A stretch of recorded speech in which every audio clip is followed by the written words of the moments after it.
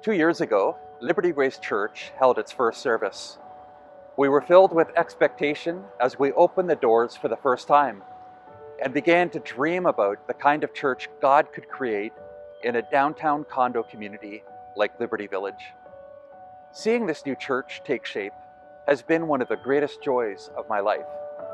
We're busy every week preaching the gospel to ourselves and to those who have never heard it before. We are building a safe and engaging community so that people know they can be welcomed and loved. And we're also on mission. We want to show and tell the gospel to as many people as possible, sharing the gospel through events, but more importantly, through our lives to people who have never heard it before. We're encouraged, but there's much more work to be done. Our community has grown from almost nothing to 10,000 people, and many still have not heard the good news of the gospel, that God has initiated a rescue plan through His Son, Jesus Christ, to restore rebels into fellowship with Him. Beyond Liberty Village, there are tens of thousands in downtown Toronto who still have not heard the amazing news about Jesus Christ. We need your help. Would you consider becoming a financial partner? We're prayerfully seeking 20 people to support us at $100 a month and 60 people to support us at $35 a month. We're also looking for 15 churches to support us at $100 a month. Reaching people with the gospel is the best possible investment of our lives and money. Please pray for us, and please consider joining us in reaching people with the gospel in Liberty Village and beyond.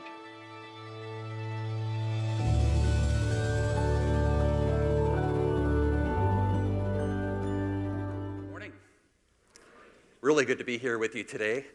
I want to ask you a question as we start. How are you doing in evangelism? And right away, did you feel the guilt wave over all of us there? If I were to say, how are you doing in sharing the good news of the gospel of Jesus Christ? I think there would probably be three responses here today. It might be that you're here and you're not a believer in Jesus Christ, and I'm not the pastor, although he has a good name. I like his name a lot.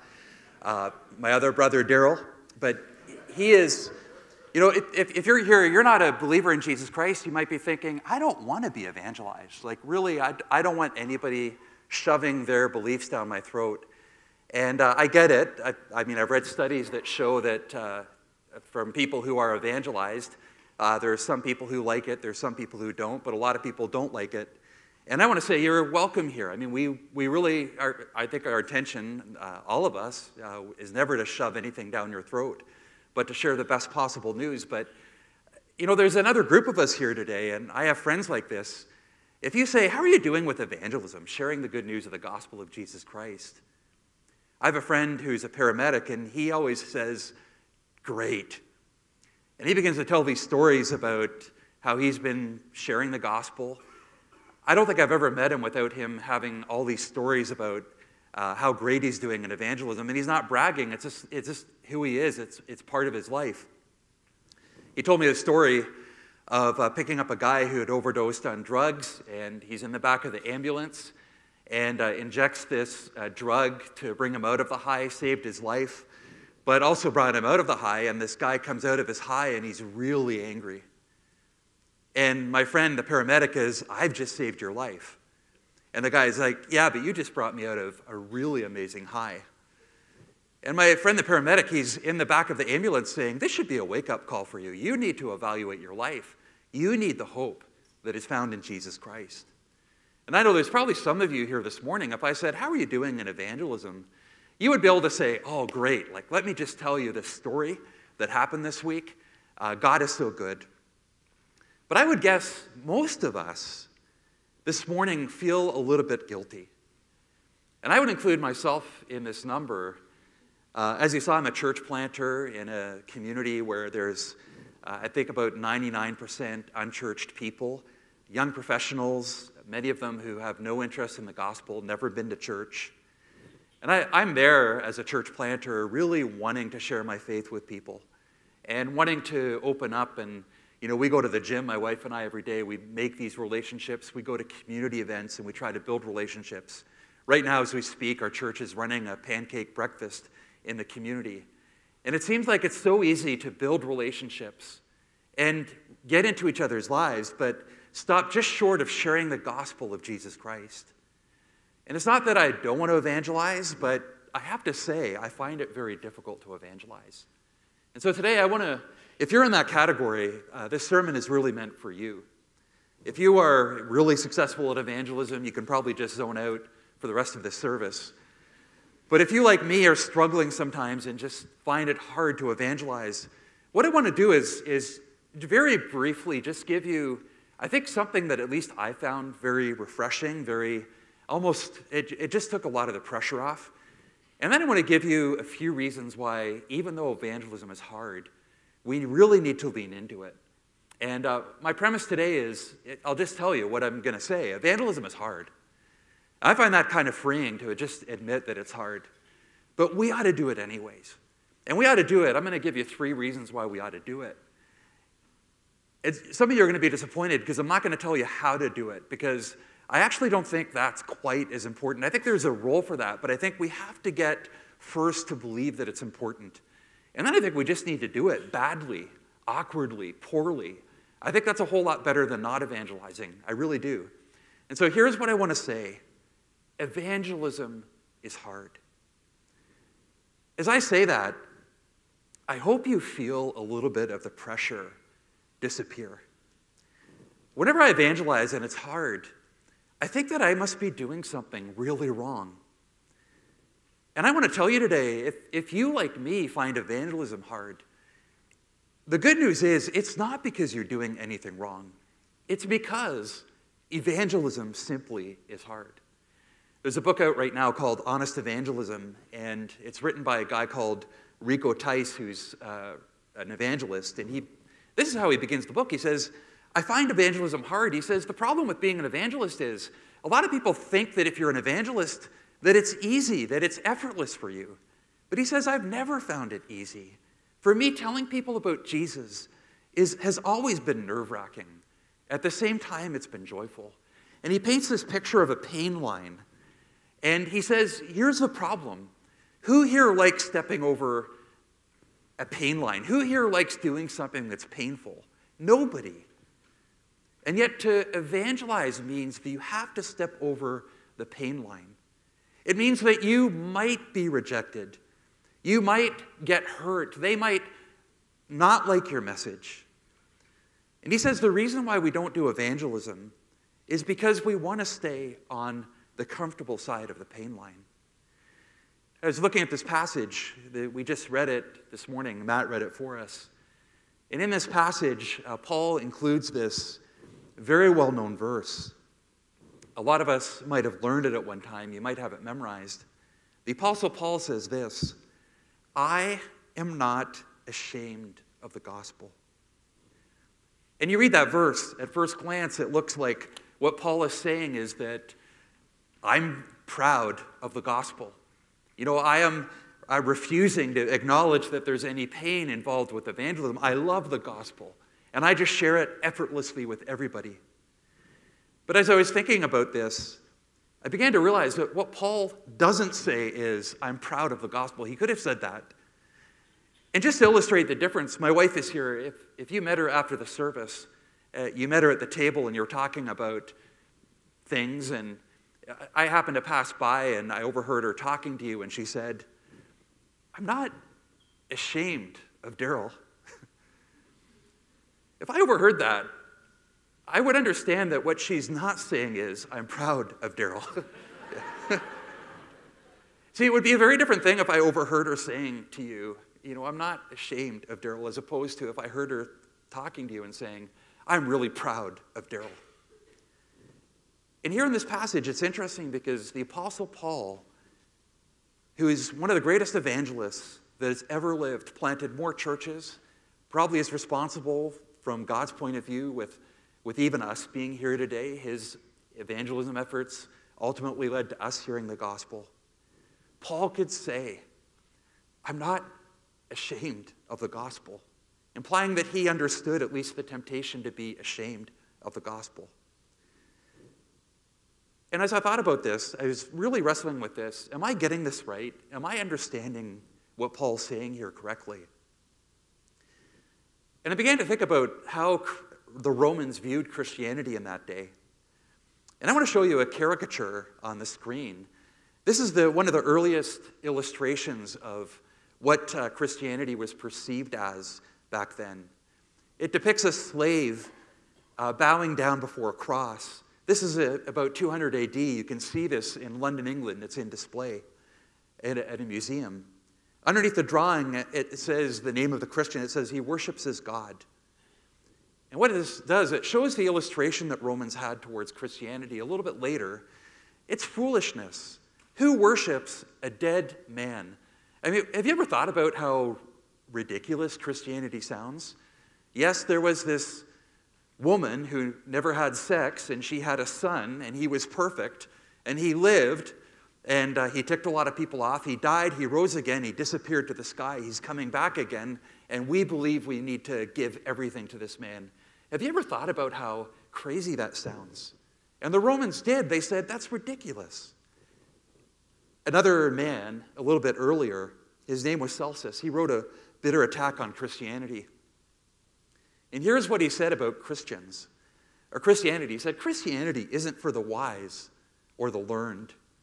Here's who it's for: the ignorant, the unintelligent, the uninstructed or foolish persons, the silly, the mean, the stupid, with women and children. And he compared church gatherings like this to a swarm of bats, ants creeping out of their nests, to frogs holding a symposium around a swamp, to worms cowering in the muck. The Apostle Paul, tradition tells us, was an ugly little guy with beetle brows, bandy legs, a bald head, nothing wrong with that, by the way, a hooked nose, bad eyesight, and no great rhetorical gifts. And the Apostle Paul was about to go to the epicenter of Roman wisdom, Greek wisdom, Roman power, the arts and culture. And this funny-looking guy was going to the center of Rome. He was hoping to go with nothing other than the message of a crucified Savior as being the hope of the world. When we planted Liberty Grace Church initially, one of our flyers was misdelivered. I was kind of ticked at Canada Post until I got a phone call, CBC Metro Morning, which is Toronto's #1 listened to radio station. The producer there got a hold of one of our flyers, and he invited me on the radio. And so I was on with Matt Galloway. I don't know how many. It was like some ridiculous number, supposedly over 1 million people who were listening. And Matt Galloway is not exactly friendly to Christianity. And the message of basically the interview was, I'll summarize it for you, it was like, you'd have to be absolutely crazy to move to downtown Toronto and plant a church. Nobody's interested in church. So I think I have a little bit, at least a hint of what the Apostle Paul might have felt. It just seems ridiculous, doesn't it? And yet the Apostle Paul, as he struggled with this, he's going to give us 3 reasons why it's worth it. So friends, this morning, what I want to say is, if you ever feel like evangelism is hard, welcome to the club. It is hard. Welcome to the club. But I want to give you this morning, because Paul goes on, he doesn't just say it's hard. I want to pause here and just say, as I was at this point preparing my message, I thought maybe I'm reading too much into his statement here. And I was about to scrap it all, throw it in the garbage and say, I think I'm reading too much into Paul's statement. And I came across Dr. Martin Lloyd-Jones, who said that if you've never struggled with being tempted to be ashamed of the gospel, it probably isn't that you're an exceptionally good Christian. It might be actually that your understanding of the Christian message isn't quite clear.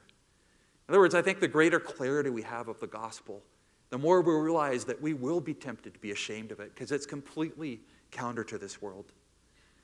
But this morning, what I want to do is, I just want to make the argument that tomorrow or the next day or this week, whenever it is, when you're feeling that pain, that you don't want to step across and share the gospel because it's hard.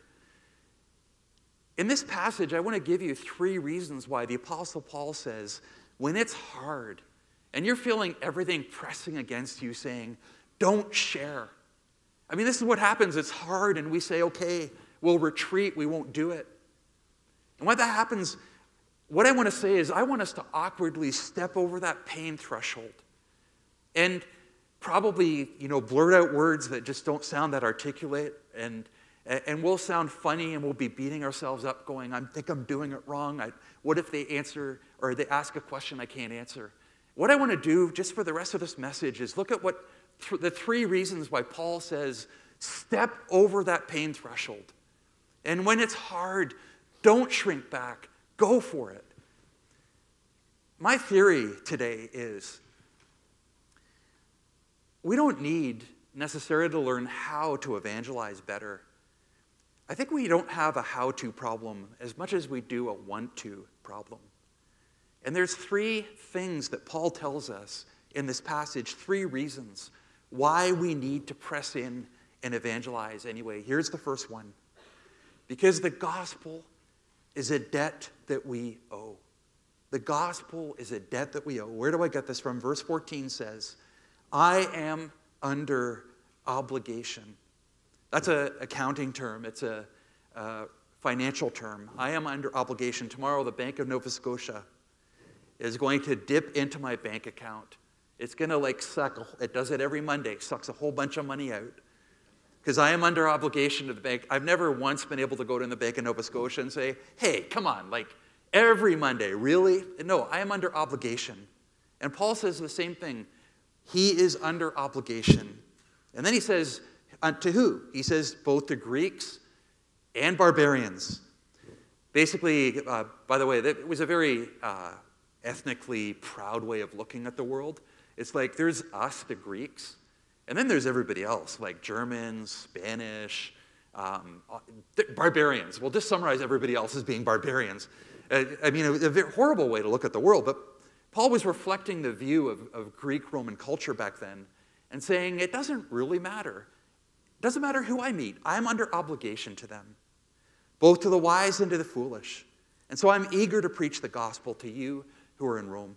I was going down the street in Liberty Village, and I'm really glad nobody can read my mind, because I'm going down the road meditating on this verse and passing by people who are walking the other way. And as I'm passing them, I'm thinking about what Paul says here. I'm under obligation. I'm in debt. And as everyone passes by, I'm thinking, I owe you. Another person walks by. It's like, I owe you. And I'm thinking the category here, it's so inclusive. It's like uneducated, educated, different races. Everybody, I owe you. What God says here through Paul is, you and I are under obligation to every single person we meet. And what does he mean by this? There's 2 ways to be in debt or under obligation to somebody. One is if you borrow money from somebody. If I borrowed $10,000 from you today, first that would be kind of fanciful. You probably wouldn't give it to me. If you would, talk to me after the service. I'll be at the back table. But if you loaned me $10,000, I would owe you. I would be in debt to you. That's not what Paul means. But imagine today that Matt, before the service, he stuffed this envelope in my Bible here, and he said, there's $10,000 in this envelope. And he said, when I saw you, what I need to do is I need to pass this on to you because, he meant to give it to you. He won't be able to, so he's given it to me to give to you. And what that would mean is right now, I would be under obligation to you. I would owe you that money if I kept that to myself. I would be violating the integrity of the transaction. And this is what Paul is saying here. God has given us, each of us, the gospel.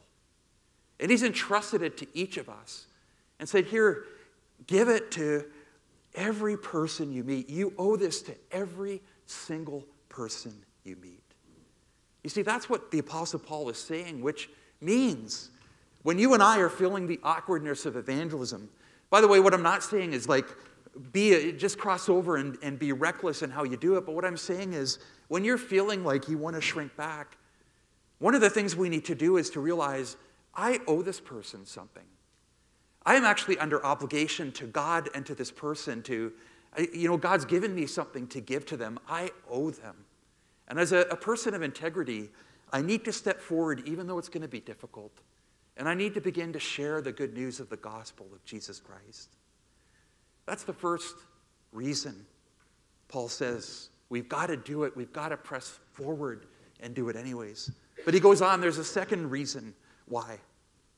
In verse 16, we've read the first part already. He says, I'm not ashamed of the gospel. And then it's interesting what he says. It is the power of God for salvation to everyone who believes. The second reason why we ought to, even though it's difficult, we need to step forward and do it anyways, is because the gospel is the only thing that exists in this world that is powerful to change people. I really wish I could take you to Liberty Village. I love Liberty Village. I don't know if you know where it is in Toronto. I know a lot of you, might, it's beautiful up here. I get, I'm so glad I'm here, but a lot of you might think, I don't want to go to Toronto. I like it up here right now. I wish I could take you there, despite that. One of the best business decisions you can do in Liberty Village, if you want to know the secret to making a lot of money in Liberty Village, open up a restaurant. Actually, food isn't that important. Serve beer, cheap beer. You will do really, really well. I mean, restaurants come and go. They open and close. I found the one common trait. Liberty Village, we left yesterday to drive up here. The Caribbean Festival, what used to be known as Caravana, is on, and there's all these women wearing almost nothing with these big, there's Liberty Village is covered in glitter and feathers this morning because it's just and it's a great place, but it's a place of concerts. It's a place of fun. It's a place of drinking. It's a place of taking hold of life, building yourself a career, getting the condo, getting the fancy cars, maintaining physical fitness, and all these things. And one day I was reading 1 Corinthians 6, and Paul begins to list these types of people, and he says, none of them are going to enter the kingdom of God. And I began to read this list. It talks about sexually immoral people, and I'm thinking, oh dear, I know some people like that in the community here. He's talking about adulterers. He's talking about homosexuals, and our area is, one of my friends, I just saw him the other day playing Pokemon Go going down the street. He's a friend of mine. I love talking to him. He's a great guy, and he's very openly gay. And it goes on. It's all these people, drunkards, and I'm like, oh man, like the bar, you can barely walk down the street from church to my condo because there's basically the bar, everyone goes out for a smoke who's drinking, and a lot of them maybe have had a little bit too much to drink. And I'm thinking, I don't want to make it sound like Liberty Village is full of I don't want to make it sound worse than it actually is or different than it actually is. But I'm reading this list and thinking, what can change this community? What can change a community of people who don't know the gospel? And I don't know about you, I've tried to change other people. Have you ever tried to change anyone? All the wives can go, yeah, I've tried. Hasn't worked. I found it's very hard to change another person. In this passage and in 1 Corinthians, Paul says, I know something that can change people. And here it is, it's the gospel of Jesus Christ. Paul lists these people and he says, this was what some of you were. But then you encounter the gospel and now you're sanctified, you're justified, you're washed in the name of Jesus Christ. When Paul talks about the gospel being the power of God, you might know there's a number of different words for power in the Greek. And this one, it's kind of unique. What it means is that there's something inherent to the thing that it describes, that it just by its virtue, it's inherently powerful, that it changes. And what Paul's saying here is, there's one thing, there's only one thing that has a 100% success rate at changing everybody that it meets. Everybody who receives it into their life, and it's the gospel of Jesus Christ. If you want to see people change, and if you want to see beyond that the world change, it's going to take the gospel. I'll just tell you, again, Paul's going to Rome. Paul's going to Rome with all of its power, Caesar, the Colosseum, the temples, the intellect, the power, the wisdom, the military might. Right now, Rome is dominating the world, and he's going with the gospel. It reminds me of a preacher who went to Italy, because it really does feel like that. The preacher goes to Italy and he sees this big marble slab lying over a grave. And he asks the question, he says, what's more powerful, an acorn or a marble slab? And it's almost like that with the Apostle Paul. Like, here's this guy with the gospel. Here's Rome with all of its power. Which one's going to win? And this preacher looks at this marble slab. He realizes that centuries ago, a little acorn fell underneath that marble slab. And the marble slab, it covered it completely. It looked invincible. But the water got underneath, and the acorn began to grow. And it was so powerful, it cracked the marble slab in two, and this tree began to emerge and overshadowed the marble slab. And now anyone who goes there in Italy realizes, never doubt the power of the acorn when it meets a marble slab. And the Apostle Paul would say, never discount the power of the gospel when it meets the most powerful, the wisest civilization on earth. The gospel always wins. The gospel always prevails. And so what I'd like to say is, when we're facing the pain threshold, we're feeling like we don't want to evangelize. First, go over that threshold. But secondly, don't just think I owe them. Just think this gospel is powerful. This gospel, if this person receives it, it is the only thing that can change this person. It changed me. It changed you, I'm praying. It can change society. But as we close today, there's one more reason that the Apostle Paul gives us why we need to step across that pain threshold, even though evangelism is hard, and evangelize anyways. And it's found in verse 17.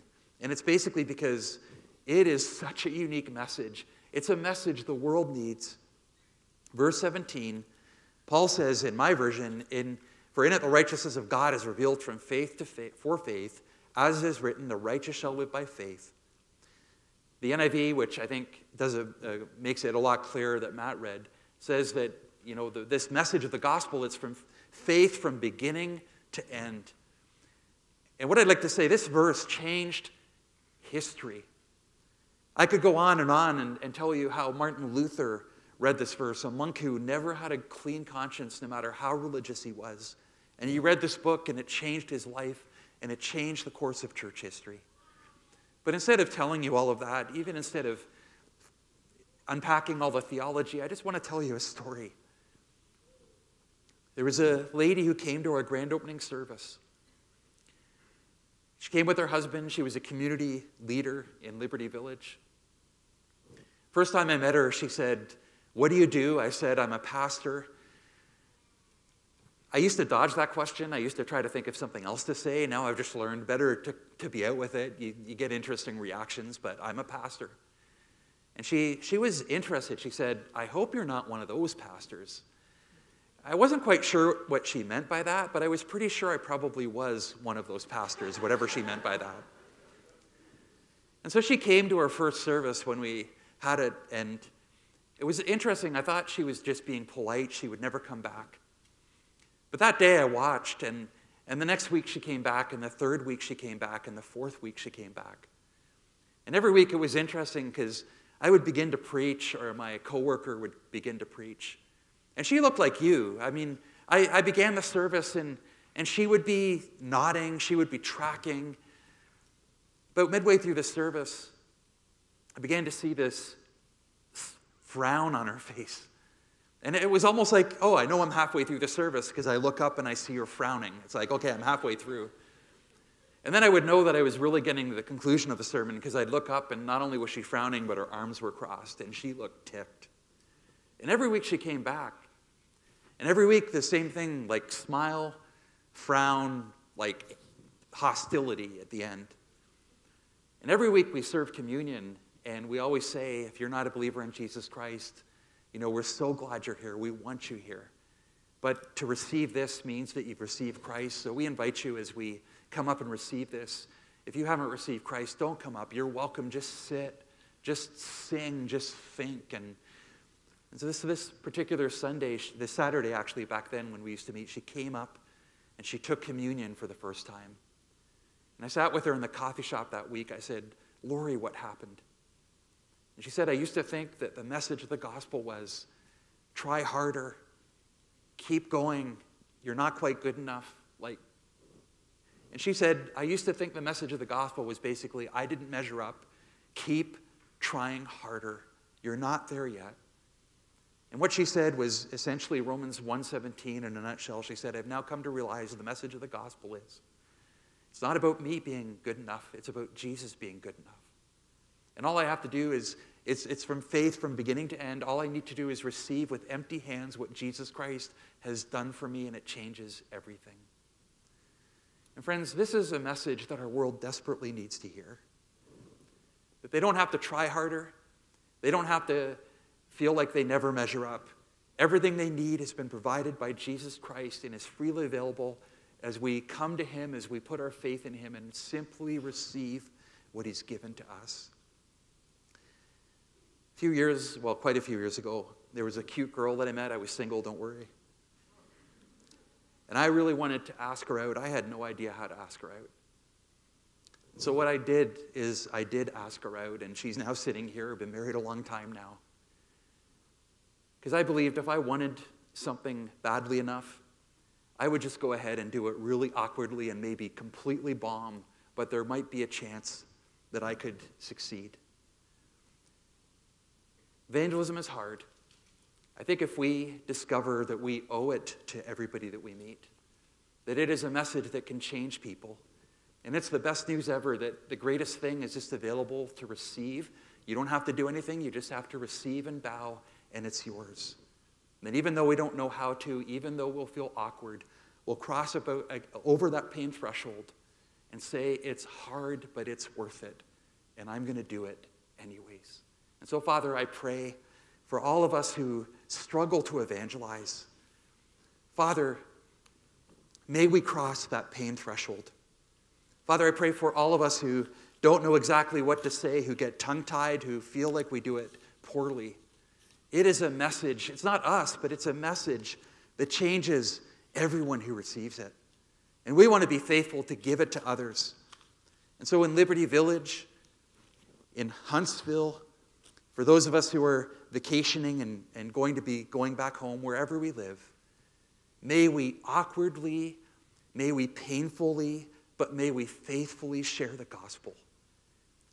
And I pray, Father, that you would be glorified because it is the power of God for salvation to everyone who believes. I pray this in Jesus' name. Amen.